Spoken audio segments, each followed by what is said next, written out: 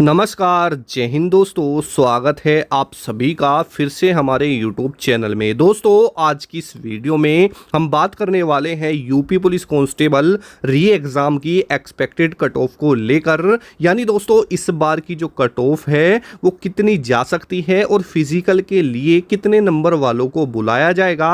और दोस्तों, cut off के मैं आपको 5 कारण बताऊंगा। जी हाँ दोस्तों, अब तक यूट्यूब पर ये 5 कारण किसी ने भी नहीं बताए। जी हाँ, इससे दूध का दूध और पानी का पानी हो जाएगा कि आखिर में कट ऑफ कितनी जाएगी। और बार बार ये क्यों बोलते हैं कि भाई कट ऑफ कम जाएगी, कम जाएंगे, इसके पीछे का क्या रीजन है, जबकि फॉर्म भी इतने ज़्यादा भरे गए हैं और पेपर भी दोस्तों ज़्यादातर इजी टू मॉडरेट ही पूछा जा रहा है। ठीक है, लेकिन दोस्तों फिर भी ऐसा क्यों बोल रहे हैं कुछ लोग कि भाई कट ऑफ कम जाएगी। तो देखिए दोस्तों, कुछ फैक्टर्स मैं आपको बताऊंगा यहाँ पर, जैसे अटेंडेंस है, ठीक है, एग्जाम लेवल, नॉर्मलाइजेशन, फिजिकल और टाइम। ठीक है, साथ ही दोस्तों बात करने वाले हैं आपकी सब्जेक्ट वाइज कट ऑफ को लेकर कि आपने जो रीजनिंग है, मैथ है, हिंदी है और जीके है, इनमें कितने क्वेश्चन सही करने पर आप बिल्कुल सेफ हो जाएंगे। साथ ही कौन सा सब्जेक्ट ज़्यादा इजी पूछा जा रहा है और किस में कितने क्वेश्चन होने चाहिए, सच्चाई जो है। ठीक है, बाकी कहने को तो आप कुछ भी कह सकते हैं, लेकिन जो एक रियलिटी है वो मैं आपके साथ बताऊंगा।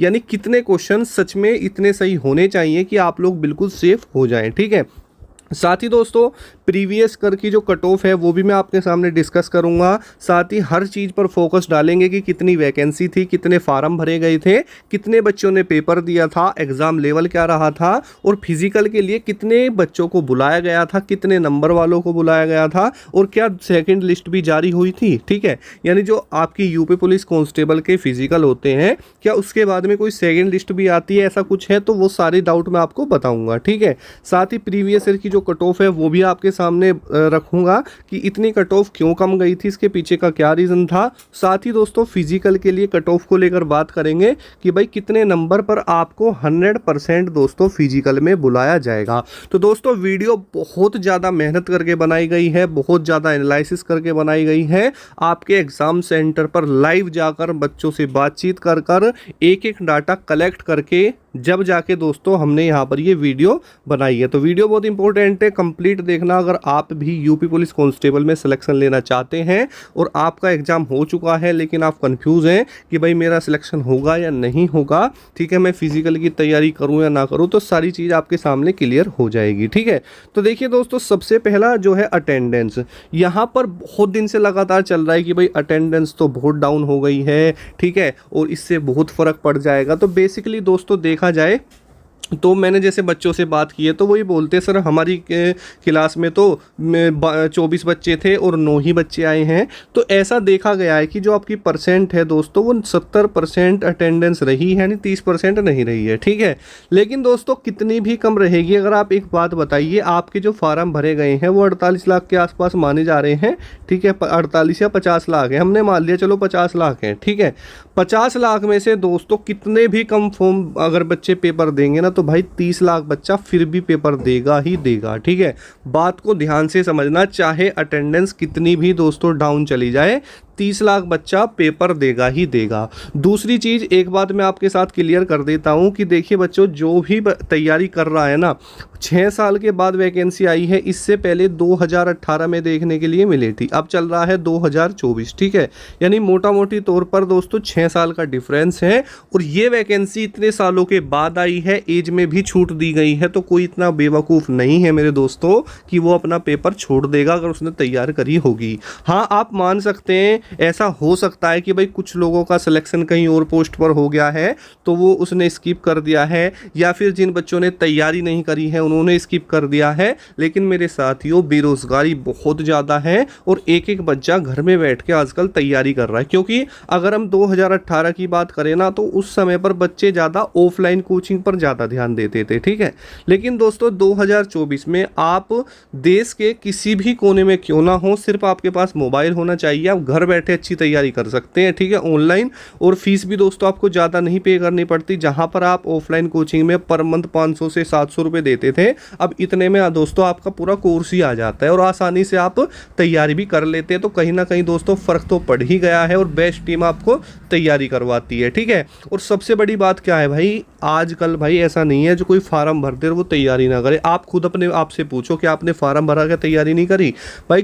कितना भी बेकार बच्चा होगा ना, तो भाई वो तैयारी 100% करता है। तैयारी कौन नहीं करता? तैयारी भाई वो बच्चा नहीं करता, या तो उसको कोई इंटरेस्ट ही नहीं है, उसके घर वालों ने फॉर्म भरवाया है, या फिर भाई उसके सिर पे जिम्मेदारी है, वो कुछ काम करता है इस वजह से। लेकिन नहीं दोस्तों, आजकल सब तैयारी करते हैं और पेपर देते हैं। तो इस डाउट को अपने दिमाग से निकाल देना कि भाई अटेंडेंस कम जा रही है तो कट ऑफ पर फर्क पड़ेगा। इससे भाई कोई भी फर्क नहीं पड़ने वाला। उम्मीद करूंगा कि आपको ये डाउट क्लियर हो गया होगा।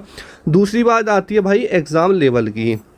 दोस्तों ये सबसे बड़ा फैक्टर होता है आपकी कट ऑफ को प्रभावित करने के लिए, ठीक है। सारा खेल भाई एग्ज़ाम लेवल का ही होता है। एक छोटा सा एग्जांपल देख लेते हैं दोस्तों। 2018 में एक वैकेंसी आई थी 41,000 वाली, ठीक है।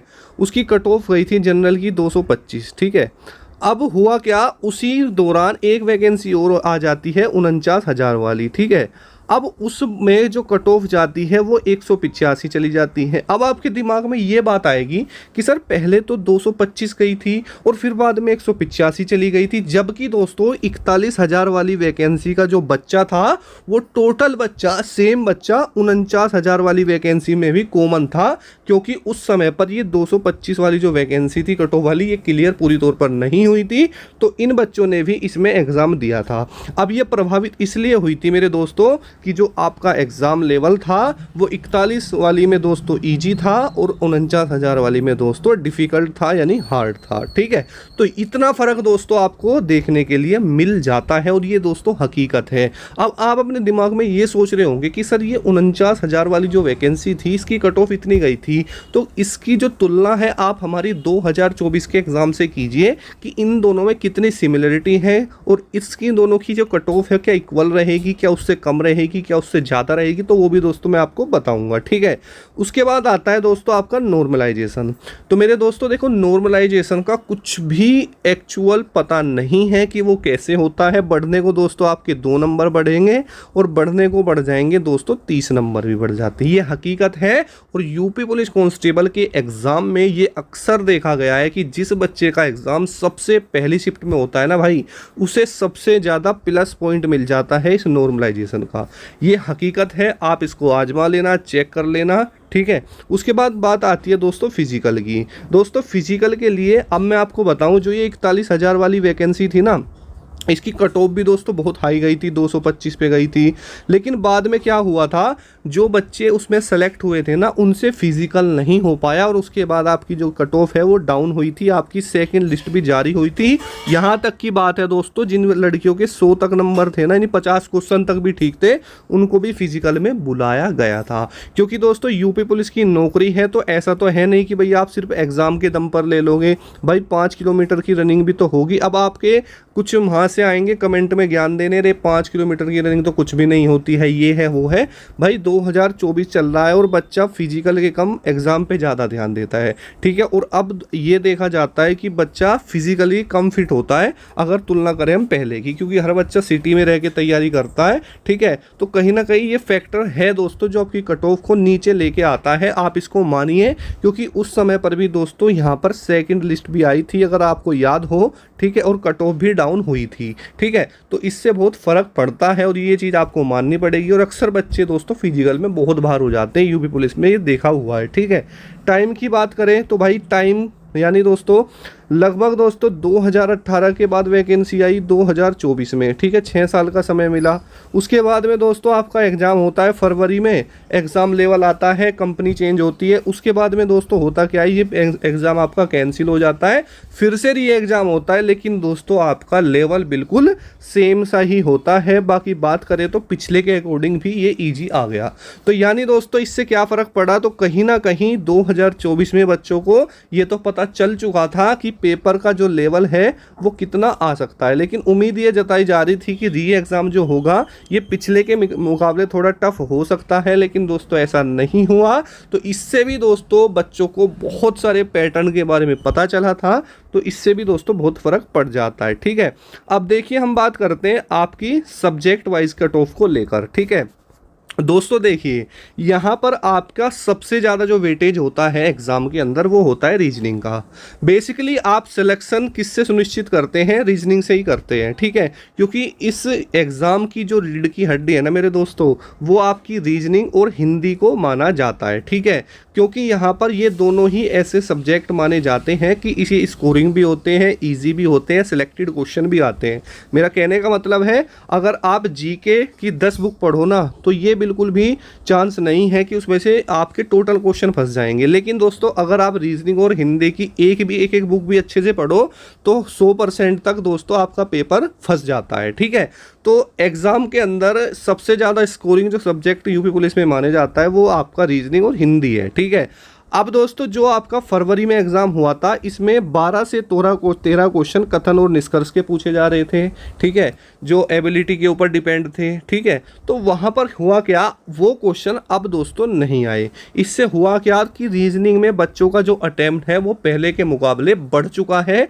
जहाँ पर हमने दोस्तों आपका लाइव एनालिसिस फरवरी में भी किया था, बच्चों का अटेम्प्ट रीजनिंग में जो था 35-36 के आसपास था, अब वो बढ़कर दोस्तों 45 तक पहुंच चुका है। यानी 40 के नीचे तो कोई बच्चा नहीं बताता कि हाँ मैंने किया है, क्योंकि दोस्तों रीजनिंग का जो लेवल है वो डाउन देखने के लिए मिला है। बेसिक क्वेश्चन पूछे जा रहे हैं, कोई दिक्कत वाली बात इसमें है नहीं। तो लगभग दोस्तों अगर हम बात करते हैं रीजनिंग में, अगर आप दोस्तों 40 क्वेश्चन काट पीट के आपने ठीक कर दिए हैं ना तो आपने अच्छा किया है। ठीक है, और अगर दोस्तों मैथ की बात करें तो मैथ में भी दोस्तों लेवल ठीक है, 20 में से आप नॉर्मली 15 तक अगर आपने कर लिए हैं तो बेस्ट है। यानी कहने का मतलब है अगर आप मैथ और रीजनिंग में दोनों में मिला के आपका जो अटैम्प्ट है वो 55 से 60 के बीच का है ना, तो भाई आप फिर भी बहुत अच्छा करके आए हैं। इतना भी अच्छा नहीं कह सकते, मैं बिल्कुल बेसिक पे लेके चल रहा हूँ। ये मत समझना कि बिल्कुल आपको मैं ये बता रहा हूँ कि अगर आप इतने कर देंगे टॉपर, नहीं दोस्तों, मिनिमम से मिनिमम अगर आप इससे नीचे चले गए हैं तो भाई आपका सिलेक्शन नहीं होगा। मैं सीधे तौर पे कह देता हूं, दूसरे एग्जाम की तैयारी कर लेना। ठीक है, यानी 40 से 45 के बीच का डाटा आपका रीजनिंग का होना ही होना चाहिए। अगर मैथ की बात करूं तो लगभग दोस्तों 14 से 15 क्वेश्चन आपके इसमें होने चाहिए। ठीक है, और अगर दोस्तों हिंदी की हम दोस्तों बात करते हैं तो हिंदी में 30 क्वेश्चन के आसपास अगर आपने करे हैं तो बिल्कुल सेफ है। और अगर दोस्तों हम बात करते हैं जीके की, तो जीके में कभी भी कोई कंप्लीट नहीं कर पाता, फिर भी अगर दोस्तों 15 क्वेश्चन के आसपास आपके ठीक है तो दोस्तों आप बेस्ट हैं। ठीक है, अब देखिए लगभग मैंने मान के चला, मैं 45 क्वेश्चन मैंने मान लिए रीजनिंग में, 15 क्वेश्चन मैंने मान लिए आपके मैथ में, 30 क्वेश्चन मैंने आपके मान लिए हिंदी में और 15 मान लिए इसमें।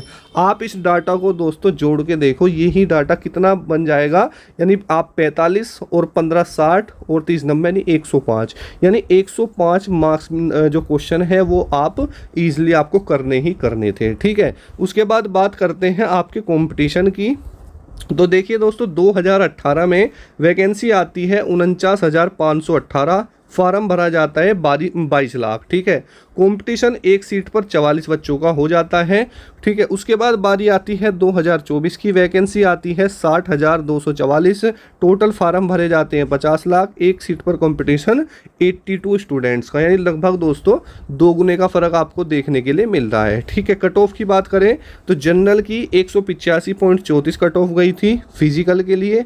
ठीक है, उसके बाद दोस्तों ओबीसी की 172.32, एससी की गई थी 145.39 और एसटी की गई थी 114.19। ठीक है, ये आपकी एक्सपेक्टेड कट ऑफ 2018 की 49,000 वाली वैकेंसी की थी, जिसमें आपका पेपर दोस्तों डिफ़िकल्ट था और कंपटीशन भी दोस्तों ज़्यादा नहीं था, एक सीट पर 44 का ही था। और आप देख सकते हैं इस बार जो कंपटीशन है वो 82 का है। ठीक है, अब देखिए फिजिकल के लिए बात करें कट ऑफ को लेकर, अगर आप जनरल कैटेगरी में आते हैं दोस्त, ठीक है, और आपका जो अटेम्प्ट है वो 105 से लेके 110 110 के बीच का है तो आप बिल्कुल सेफ हैं।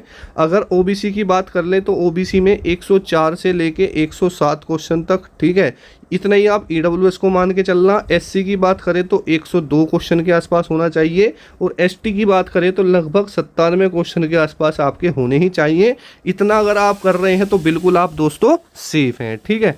उसके अलावा फीमेल की बात करें, फीमेल में अगर आप लगभग 90 क्वेश्चन से लेके और 100 क्वेश्चन अगर आपने किए हैं, आप किसी भी कैटेगरी में क्यों ना हो, चाहे आप जनरल में हो, चाहे ओबीसी में हो, ईडब्ल्यूएस में हो, एससी में हो, एसटी में हो, सीएफ हो, कोई दिक्कत वाली बात दोस्तों नहीं रहने वाली, ठीक है। तो उम्मीद करूंगा कि आपको सब कुछ समझ में आया होगा। कोशिश करी गई है आपको सब कुछ बताने की। और एक सबसे बड़ी बात मैं आपको क्लियर कर दूं, जो एग्जाम सेंटर से आके ये बोलते हैं ना मैंने तो 150 किए हैं, मैंने 140 किए हैं, मैंने 130 किए हैं, तो भाई ये होते हैं फेंकने वाले, फेंकू इंसान। जब आंसर की आएगी दूध का दूध पानी का पानी हो जाएगा।